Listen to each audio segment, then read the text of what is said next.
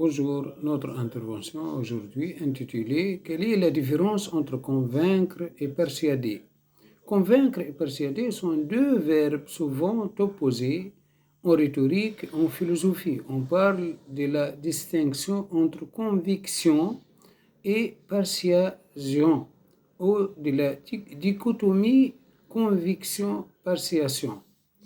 Tandis que convaincre consisterait à argumenter en faisant appel à la raison, à la logique, à des preuves, pour emporter en définitive l'assentiment intellectuel d'une personne, persuader renverrait plutôt à l'argumentation faisant appel à ce qui est non-verbal, aux passions, aux affections, aux sentiments, à la sensibilité, au cœur.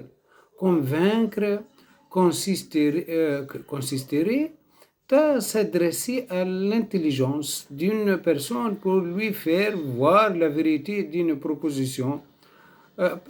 Persuader, en revanche, serait jouer sur le sentiment de son interlocuteur parce qu'on se persuade plus facilement de ce que l'on souhaite, sans se soucier de la vérité de ce que l'on dit pour l'attirer dans son camp.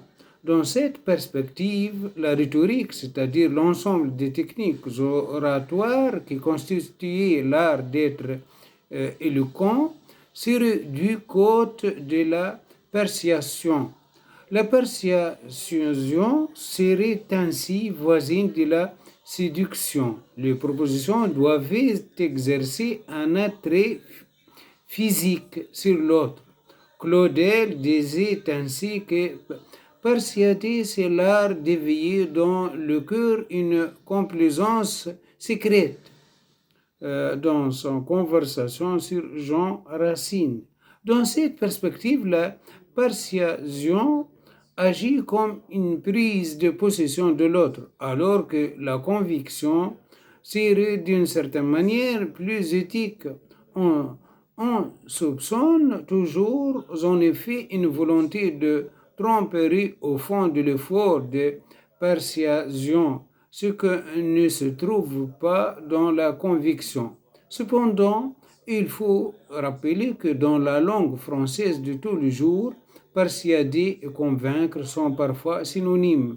Je suis persuadé que, comme je suis convaincre que, signifient tous deux que l'on croit en la vérité de quelque chose. En outre, hors des explications techniques ou des mathématiques, il est peu de domaines dans lesquels la perception n'intervient pas. Dans la vie sociale ordinaire, les vérités démontrées sont plus nombreuses.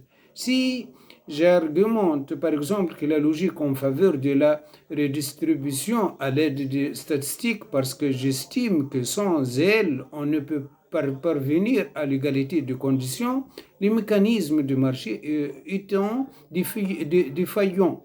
Je ne le fais pas parce que j'estime que l'égalité de conditions est souhaitable, c'est un affect ou une conviction, terme prise ici dans le sens d'opinion.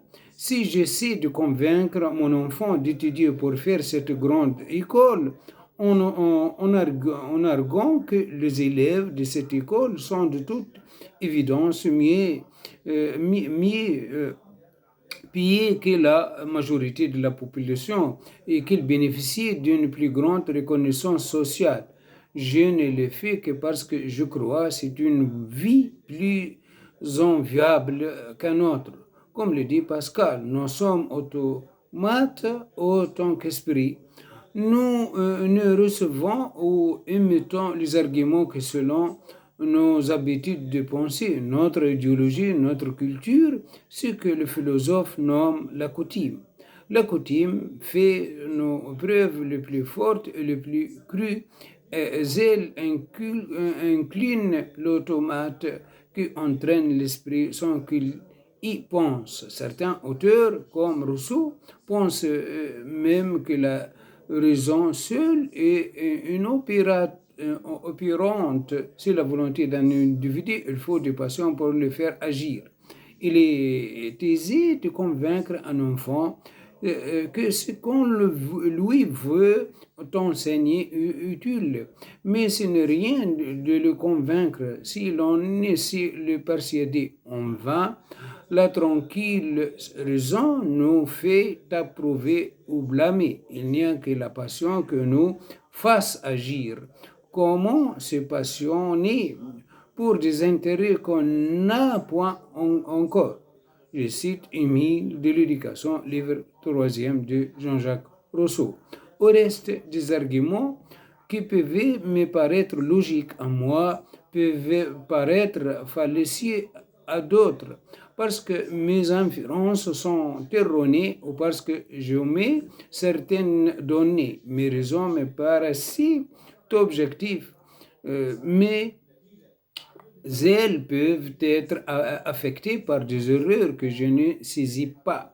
Autrement, la raison et la logique peuvent parfois servir de paravent à une stratégie discursive qui nécessite avant tout que d'utiliser toutes les armes à sa disposition pour amener l'autre à penser comme soi.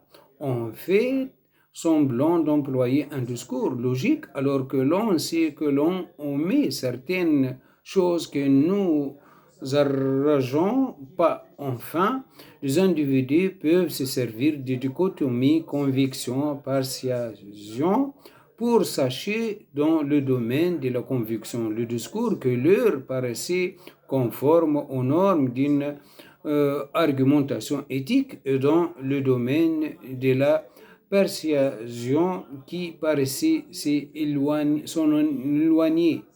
Voilà notre intervention intitulée Convaincre et persuader. Quelle différence entre les deux est terminée. Merci bien de votre attention. Au revoir.